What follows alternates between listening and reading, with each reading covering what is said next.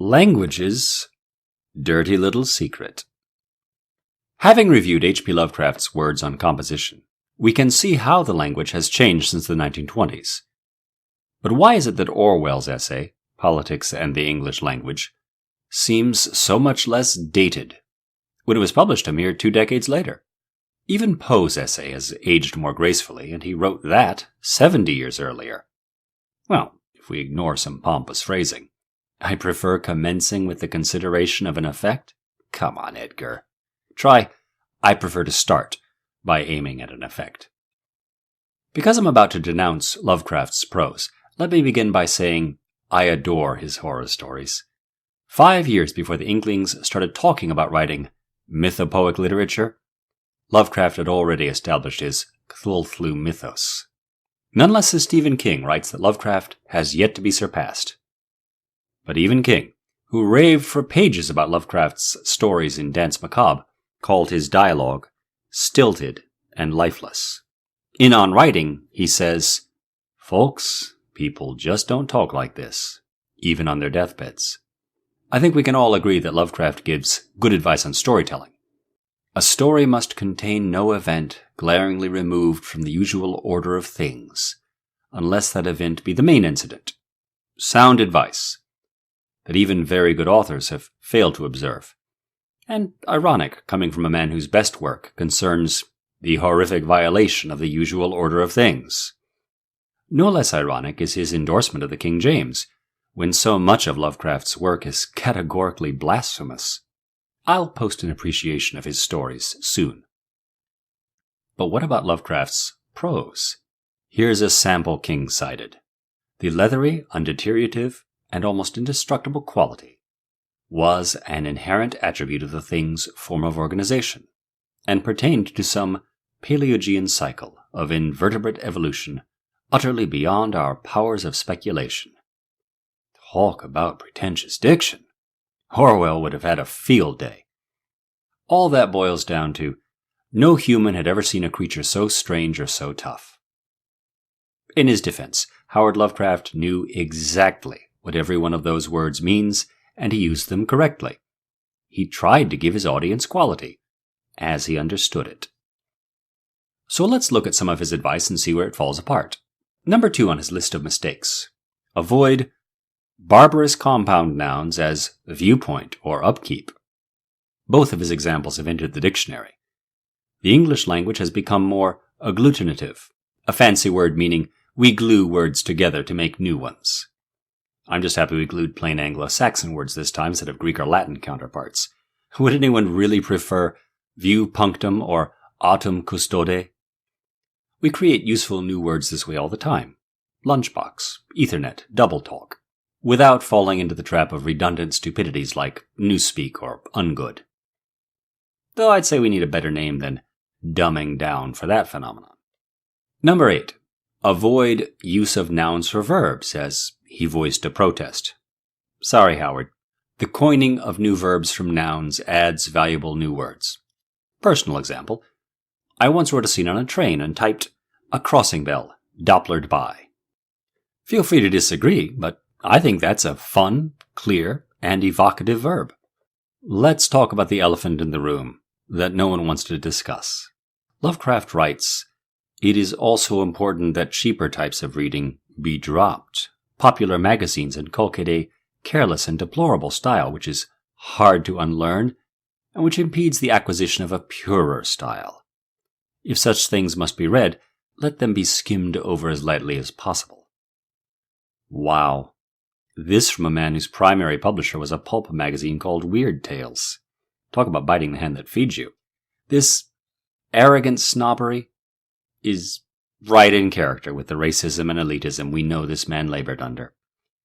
Every language, I'm sure, sounds different when spoken by a well-educated aristocrat or an unschooled laborer. But the overcomplicated rules of English aggravate that problem. Let me explain by comparison. Chinese syntax, so I understand, is relatively simple. But rather than letters, it uses pictograms, which must be memorized. Chinese calligraphers are revered. From the outside, we can see this creates an artificial barrier against full literacy that only the leisured classes can surmount. But someone coming to English from the outside would find barriers just as formidable. These difficulties include many exceptions to rules, complex word order in sentences, inconsistent pronunciation, meaning changes by emphasis, homophones, subtle synonyms, archaic idioms, and many regional dialects. Is English more difficult than Chinese? Debatable. And understand, I'm singling out English only because I know it well. As Lovecraft noted, even native speakers are advised to keep a dictionary and grammar reference handy. If even someone as accomplished as he was still routinely trips over the language, we can safely conclude English is unnecessarily complex. The complexities create an artificial barrier that only the leisured classes can surmount. Whether deliberately or by a conspiracy of consent, English, like Chinese, has divisiveness engineered into it. In his brilliant satirical play, Pygmalion, George Bernard Shaw gave us the immortal figures of Professor Henry Higgins and Eliza Doolittle. Professor Higgins teaches Eliza to pronounce words without her Cockney accent, and soon the British aristocracy mistakes her for a duchess. Patient listener, can you explain, without consulting a reference book, the difference between transitive and intransitive verbs? Why must we distinguish who from whom? Even with modern spell-checking programs, I too often read passages whose writer has confused a homophone, like the dancer spun until her skirt rose to her waist, spelled W-A-S-T-E. How many professions have their unique codes that initiates must learn? A soldier must get to the talk, find the XO, and give him the op order ASAP. A lawyer must know habeas corpus and posse comitatus. You aren't really a member of that profession if you fail to speak their secret code. Who benefits? Here's a fun skit on YouTube. The Grammar Nazi. I am Colonel Hans Landa of the SS. I was hoping you could invite me inside your home and we could have a discussion. Of course, please come in.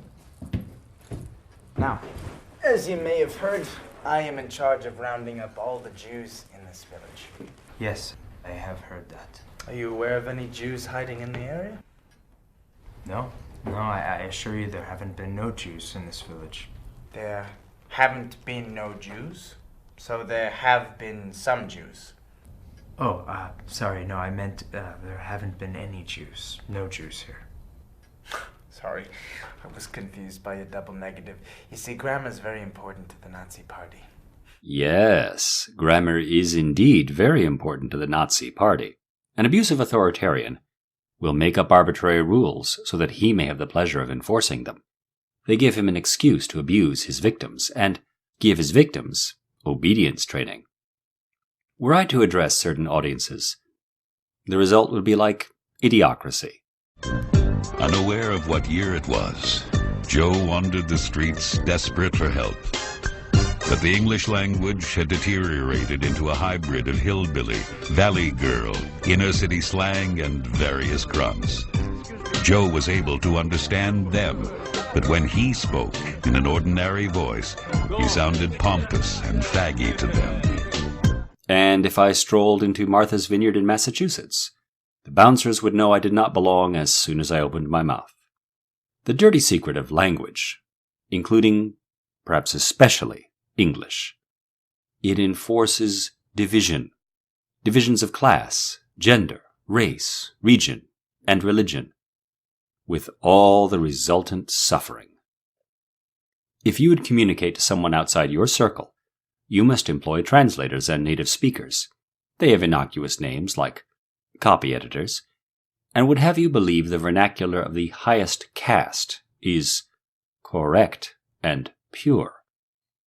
Propagandists, I speak here as a fully trained propagandist, analyze their targets, and that includes their language.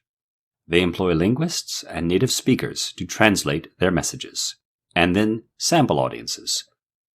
focus groups in Madison Avenue jargon, to test the effectiveness of their message. You must do the same if you would have any hope of communicating effectively outside your own social group, same as if you were translating into Russian. Can I get you something? Your mofo butter laying me to the bone, jacking me up. Tight me. I'm sorry, I don't understand. Cuddy say can't hang. Oh, stewardess, I speak jive. Oh, good. He said that he's in great pain and he wants to know if you can help him.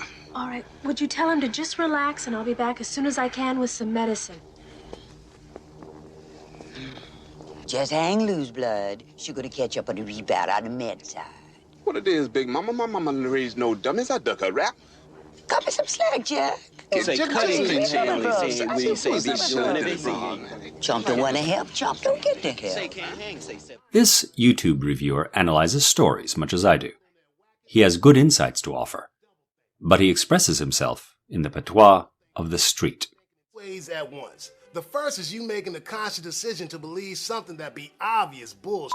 The second is when you also deny that it's even a lie in the first place. So in the end, you's a fool who be believing nonsense with all the conviction of it actually being true. Like O'Brien books say, doublethink goes on forever, with the lie always one step ahead of the truth. Here is satire worthy of Shaw, and I recommend Mr. Greg Edwards' work. According to him, Thug Notes is my way of trivializing academia's attempt at making literature exclusionary, by showing that even highbrow academic concepts can be communicated in a clear and open fashion. So what does he have to teach us? Well, I notice he must break out of his constraints to express certain complex ideas, as Orwell would have predicted. Nonetheless, open your mind, and do not dismiss a person's ideas simply because he uses a different vernacular. Similarly, don't be impressed simply because a person expresses himself well by your standard. Another example. Many have observed that current presidential candidate Donald Trump's success seems to stem from his understanding a language and a social class outside of his own. Though I do not wish to take sides, it seems to me he too has mastered the patois of the trailer park. Is this language his own, or has he affected it to manipulate his target audience? Lovecraft bought into this linguistic elitism and took as his exemplar none less than a British lord, Dunsany. No wonder Howard's stiff, rigid prose suffers so, in comparison to more enlightened contemporaries like Steinbeck or Hemingway, or even his admirer Robert E. Howard. So what can we, as readers and writers, do if we would knock down these linguistic barriers? First, accept that this is the work of generations of enlightened writers and artists, and progress will be slow. Second, understand the rules well. Where the rules serve clarity and beauty, accept them. But where they do not, third, find creative, inspiring ways to defy those needless and needlessly complicated rules. Lovecraft's 10th mistake to avoid was the split infinitive, as to calmly glide. I can name a visionary writer who, through his poetry, blew the useless split infinitive rule right out of orbit. To boldly go where no man has gone before. Follow Gene Roddenberry's inspired example, and craft new words and new sentences that will not be ignored. That much is within our power. Oh, Kate. Nice customs, curtsy to great kings. You and I cannot be confined within the weak list of a country's fashion. We are the makers of manners, Kate. I'm Jack Nolan, and I hope you found this video worth your time.